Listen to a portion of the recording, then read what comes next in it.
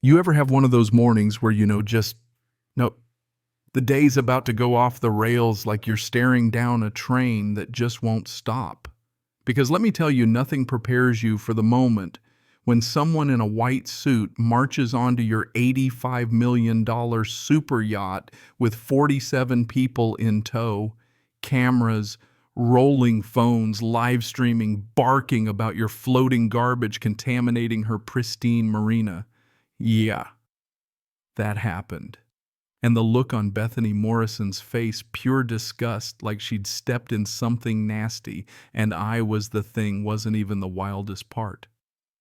What she didn't know, 3 decks up, a federal judge was floating in my infinity pool with a glass of champagne surrounded by half the legal firepower in Florida, and in about 17 minutes she'd be the one getting towed straight to federal lockup. Let me back up a sec, give you the whole lay of the land. Name's Jackson Sterling, and 5 days earlier I'd anchored the Sovereign in what I thought would be my peaceful retirement spot at Marina Estates, South Florida. The Sovereign wasn't just a boat. Imagine someone shrank the Ritz-Carlton, slapped it on the water, and called it a yacht. 5 decks infinity pool with a glass floor, a restaurant kitchen run by an ex-presidential chef, a helipad that could land 2 birds at once. Honestly, it was ridiculous. The last owner was a Russian arms dealer, Volkov, who built it as a floating fortress before the feds took him down. I helped put him away, and in a twist worthy of a Netflix miniseries, the government gave me the boat as a bonus. 10-year slip at Marina Estates, ironclad paperwork, all expenses paid by the Department of Justice. Sometimes life hands you lemons, sometimes it hands you luxury on the high seas. Only thing is, nobody told Bethany Morrison. First time I met her 5 days in, she showed up in a pink blazer and heels waving a leather folder, like she was carrying nuclear codes. "Welcome to Marina Estates," she smiled. "If you can call it a smile, we need to discuss your situation immediately." And just like that, she handed me 73 pages of violations. My yacht was apparently too big, too loud, too shiny, too everything, and slapped me with $5 grand in fines. I'm sure there's been some misunderstanding. I tried to keep my cool. I've got a legitimate lease paid in full. She laughed. Leases can be revoked for non-compliance. You've got 72 hours to fix this or else. And let me tell you, I've seen some world-class shakedowns in my day, but this was something else. Every morning, new notices, my boat's waves, classified as noise pollution, sunlight off the windows, called visual assault, saltwater scent, labeled a malodorous emission. She fined me for the ocean. Smelling like the ocean. By day 7, the total was north of 400 grand. I started to realize this wasn't just a power trip. This was a racket, a system she'd perfected, and she thought I was just another sucker she could squeeze until I sold my yacht for pennies on the dollar. But see, what Bethany didn't know, what she never bothered to learn, is I spent 3 years as one of the FBI's top financial crime investigators. I know a criminal enterprise when I see one, even if it's dressed up like an HOA. So I started digging. Late nights on my laptop, cross-referencing property transfers, shell companies, you name it. Turns out 6 other yacht owners had been driven out the same way. Fines, threats, phony inspectors, every boat bought up cheap by anonymous LLCs, which just so happened to trace back to Bethany's husband, Dale. In 3 years, they'd pulled in over $20 million flipping distressed yachts. I wasn't alone for long. Captain Roy Mitchell, 67, weathered former Navy SEAL, showed up one night with a folder of his own. "You're the new target," he said, voice low, eyes scanning the dock. Same thing happened to me. His violation started with the wrong color flag. Dock lines tied with unapproved knots, guests laughing too loud at a birthday. Then mysteriously, his loan got called in by Dale's bank. 6 months and he lost everything.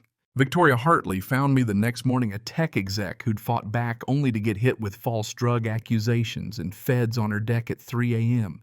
She handed me a flash drive, emails, recordings, the works. I saved it all. Knew someone would come along who could stop her. That flash drive was pure gold, but I needed Bethany to go full villain on camera in front of witnesses who couldn't be bullied. That's when Judge Whitfield called. He'd signed the warrants on the Volkov case, wanted to rent the Sovereign for his daughter's Sweet 16. Suddenly, the plan clicked: invite every judge, senator, and agent I could find, throw the party of the year, and wait for Bethany to make her move in front of an audience that could send her straight to prison. The days leading up were pure chaos. My shore power got cut. Fake inspectors tried to board Coast Guard, showed up on anonymous tips, each false report another felony on Bethany's growing list. The real twist came when I followed the shell company money trail straight to millions in federal grant money stolen under the nose of Uncle Sam, meant for public marinas and infrastructure. They weren't just fleecing yacht owners, they were robbing taxpayers. And still Bethany doubled down. She went live on Facebook with my yacht in the background, declaring she'd remove the criminal element from the marina. Told the whole community to watch her seize my boat, never mind that my criminal resume included putting away half the Russian mob and cleaning up her own backyard. Saturday morning hit Florida at its postcard: best blue skies, music, laughter. The yacht filled up with teenagers, federal judges, FBI brass, the whole circus. Then, like a bad dream, marching up the gangplank, Bethany arrived with her 47 HOA board security busybodies and enough live streams to make TMZ jealous.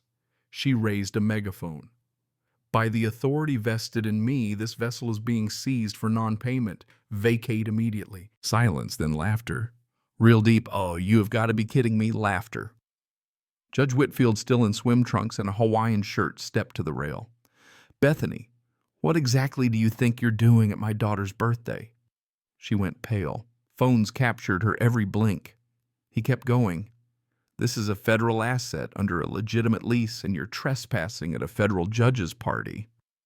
She tried to bluster, but now there were 8 more judges at the rail, plus a senator, Rebecca Thompson, who cut in. Mrs. Morrison, are you really attempting to illegally board federal property while threatening officials? Because that sounds like multiple felonies.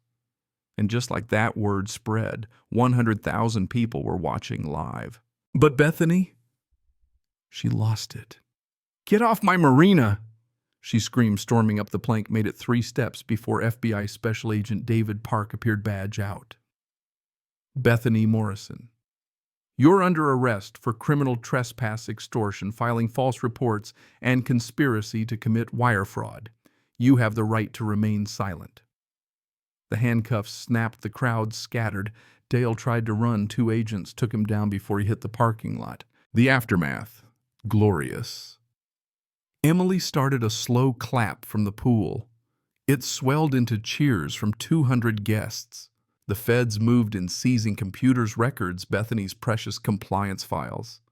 Victoria called the other victims, and by nightfall, prosecutors had a parade of evidence stretching back years: emails, threats, bank records.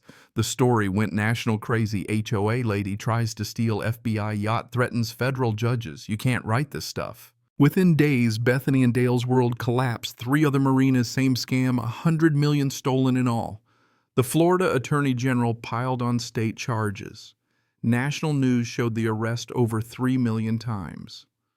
I told one reporter, criminals like Bethany don't stop when they're caught. They stop when they're destroyed. The bank got seized. The feds found even more fraud. 17 yacht owners came forward. The prosecutors announced sentences that sounded like lottery numbers. 347 years possible for Bethany, 298 for Dale.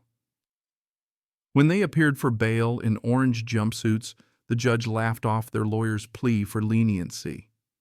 You ran a criminal enterprise that destroyed dozens of families.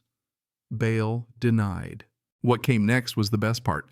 The HOA finally kicked Bethany to the curb, put Roy in charge, refunded every fraudulent fine, started publishing all their records online. Victoria started a national nonprofit for HOA abuse victims.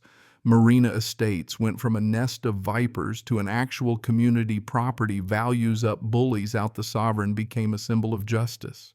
I was offered a federal consulting gig but turned it down. After everything, I just wanted peace. The trial open and shut.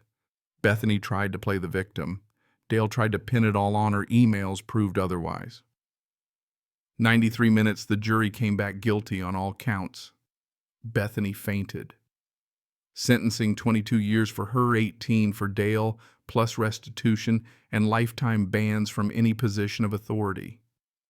The feds found even more schemes across the country, and the Florida legislature passed a law so tough on HOA fraud that other states followed suit. 3 years later, I'm writing this from a little house in the Keys, no HOA in sight, watching the sunset with a glass of scotch. The Sovereign's now a research vessel, the Infinity Pool's a science tank. And every year the marina holds Justice Day, replaying the live stream of Bethany's meltdown. Sometimes I go, mostly I just toast the quiet, knowing I did right by every person she hurt. If you've ever faced a bully with too much power, remember, document everything, find allies, never fight alone. Because when the good guys stand their ground, even the biggest bullies crumble. Now tell me this, would you have gone all in like I did or played it safe and hoped for mercy? Drop your thoughts below. I want to know how you'd handle a Bethany Morrison in your life. And if you ever need a lesson in standing up to HOA tyranny, just remember, the bigger they are, the harder they live stream their own downfall.